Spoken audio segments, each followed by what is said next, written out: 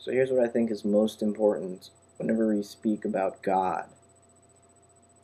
It has to be God. It's thou, a God that's a thou. That's an entity present in a we relationship. When I'm on the level of me and you instead of I and it, or me and the other, self and other. When I don't objectify the others that I speak with, when we're a real community, when we can commune with one another, when we are of one body, then there is a God. It's our deepest self, except our deepest self, our soul, that part of us that is a God, that is God, is not separate from everybody else. The thou is that level of relationship between everyone. So when we say God, we don't mean that there's I who exists over here and the world that exists over here and God that exists up there. I mean, yeah, we mean that in a sense, but we also mean that to experience that God, the God that exists for us, we have to be on that level of we-ness, of community, and it only exists. The God that exists only exists when a group of people are on that level together. If I just say I believe in God, and because I believe in God, there is a God. No, it doesn't work that way. You can't believe in God. Either you experience God or you don't. There's no belief. That just doesn't factor in. And I think this rejuvenation or this rebirth of a sociable God is important. But the way in which we bring it back is also important. And we have to be careful not to become too cultish. We can't have dogmas. We can't have specific beliefs. Certainly we want a hopeful message and an encouraging message and a positive message, a good message, a peaceful message. But all of that is not to say that it won't be a struggle. All of that is not to say that some external being is going to come down and somehow magically save us. We have to save ourselves, and I think that's part of your message, for sure. Seems like it. And so yeah, we need this kind of a spiritual religion. And when we're spiritual about our religion, it means we don't define God as anything. Not even God, because it could be goddess, to say he, to say the Father, to say the Almighty.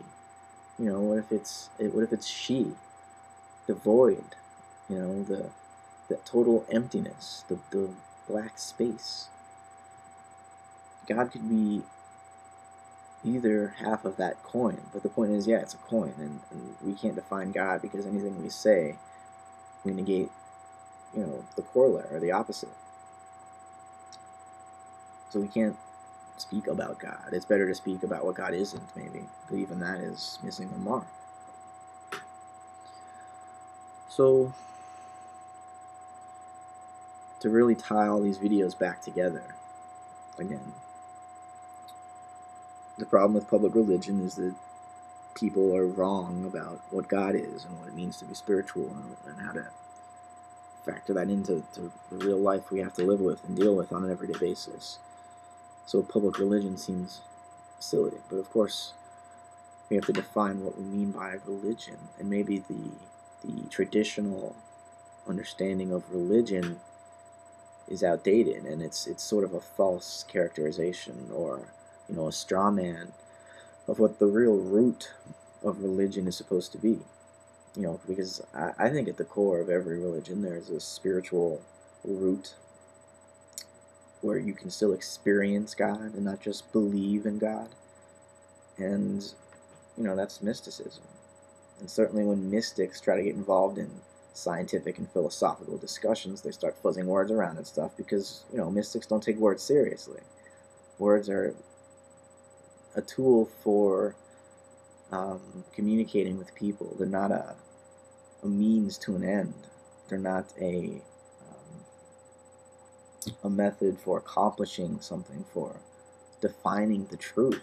We can't define the truth with our words. The truth speaks for itself. We experience it, then we can describe it. But those descriptions are just sort of, they're very detailed and very sophisticated dance around the truth, maybe. Certainly beautiful and a nice try, a nice grasp after the ultimate, but, who are we kidding? The whole beauty of language is that it's finite, and that we pour out so much emotion into it knowing that it can't survive the passage from experience to encryption, or from experience to being created into some kind of artifact on a page, because the other person or people that read it, the other people that watch this video, they're not going to necessarily experience the words and the gestures and the emotions that I try to convey in the same way that I felt them when I conveyed them. Some of you maybe will, and that's when you experience God. When people understand each other, all of a sudden we're not separate, isolated egos anymore, but we're actually in communion. We're of one body, one mind, one soul. And at that level, conflict and anger and shadow projections of our own insecurities onto others. I mean, who's the other? You realize that when you interpret something in your world as good or bad or this or that, you're reflecting your interpretation of yourself. A judgment of the other is a judgment of the self. That's how the seesaw works. You push on this end, and this one goes up, and this one goes up when you push there, and you can't disconnect one from the other, because it's one self, one body. We are all here together, and we have a common purpose, and that is love. That is God. God is spirit, soul, nature, life, creativity, whatever you want to call it. That's what we're here to do. But then, of course, all of that is not to say that creativity is not of one nature with destruction. To create is to trample on something old, and we're constantly shedding our own skin. The universe is a snake eating itself. It's a loop. But it's not a tragedy, or at least not wholly a tragedy, because if you say it's a tragedy, well, you forget it's also a comedy. It's a tragic comedy, and you can't decide on one way or the other. It's no surprise that the most intense aspects of life are sadness and crying on the one hand, and happiness and laughter on the other. I love to cry, and I love to laugh, because crying is like letting go of yourself. You cry when you let go of yourself, right? And you laugh when you let go of yourself too. It's just, crying is more of a conscious letting go. You reach that point of exhaustion where you just can't take it anymore, and you burst.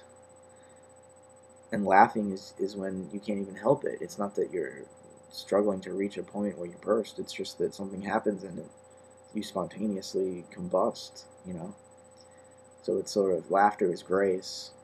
Sadness is the struggle.